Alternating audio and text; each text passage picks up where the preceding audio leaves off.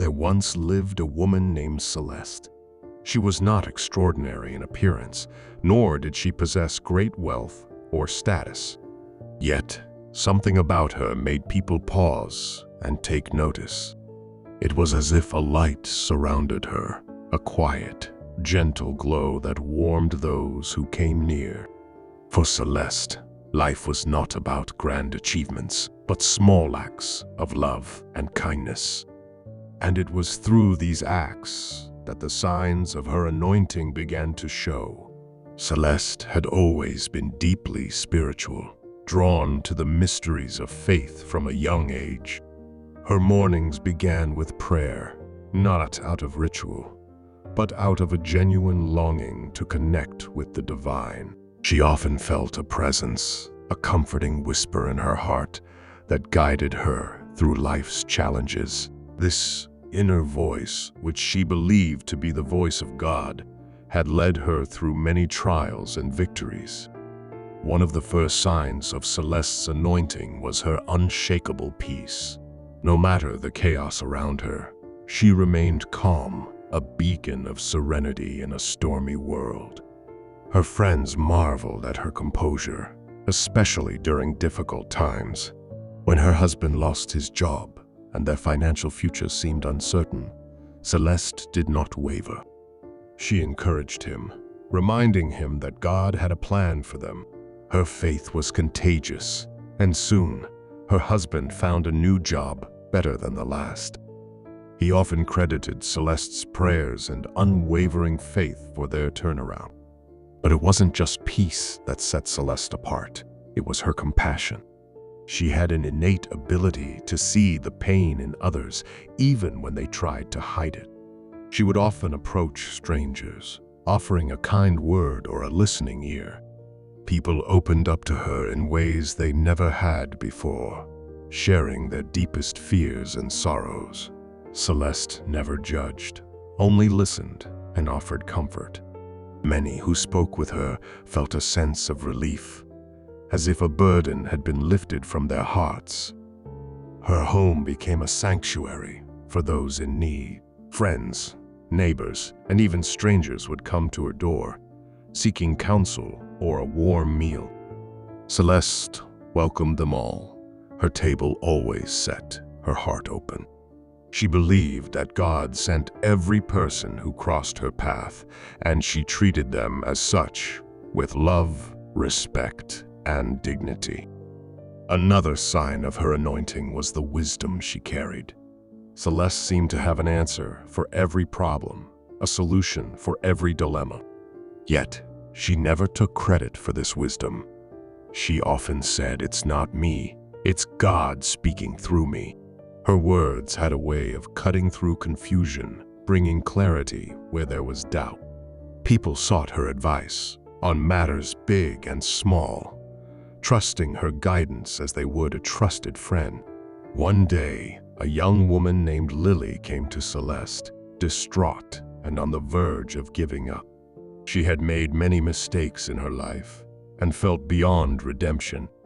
But Celeste saw something in Lily, a spark of hope that had not yet been extinguished. She took Lily under her wing, offering her a place to stay and a fresh start. Over time, Lily blossomed, finding strength in the faith Celeste had shared with her. Years later, Lily would say that meeting Celeste had been the turning point in her life, the moment she knew God truly loved her. Celeste's life was filled with these moments, quiet miracles that testified to her anointing.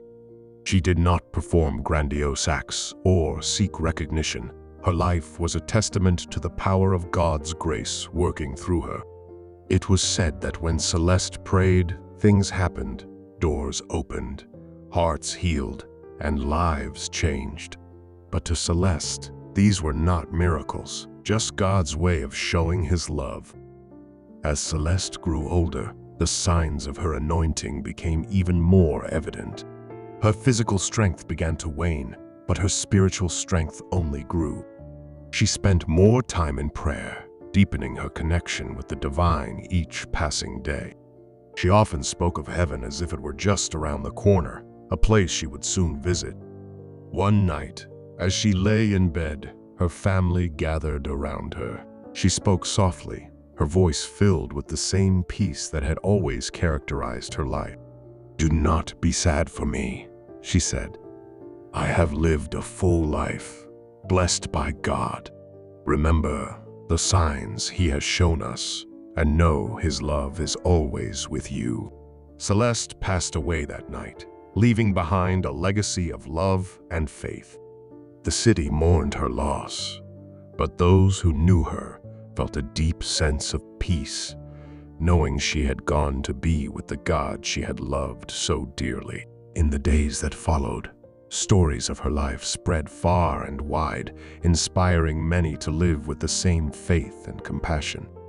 The signs of Celeste's anointing were not in grand gestures, but in the everyday acts of love and kindness. Her life was a testament to the power of God's grace, a living example of what it means to be truly anointed by God. And though she was gone, her spirit lived on in the hearts of those she had touched, a beacon of light in a world that desperately needed it. To be anointed by God is to be filled with all the fullness of God so that you can faithfully do His work in this world. His divine power has granted to us all things that pertain to life and godliness through the knowledge of Him who called us to His own glory and excellence. The signs of being heavily anointed by God include deep trust in God, supernatural peace, powerful prayer life, testimony of God's faithfulness, deeper dependence on God, increased spiritual discernment, and a desire to minister to others. These signs stem from a deep relationship with God and a willingness to rely on His guidance and love in all circumstances. Having these signs in your life is a powerful testimony to the world of God's love and care, and can bring comfort and hope to those around you who may be experiencing similar struggles. It requires a focus on God and a commitment to seeking His presence and guidance, even in difficult times. Faith is crucial for walking in God's anointing. Anointed individuals exhibit a profound and unwavering trust in the Lord and His purposes. This faith enables them to boldly step out, rely on God's strength, and persevere through trials. The anointing and the exercise of spiritual gifts are often directly linked to one's level of faith. Subscribe for more videos. Thank you.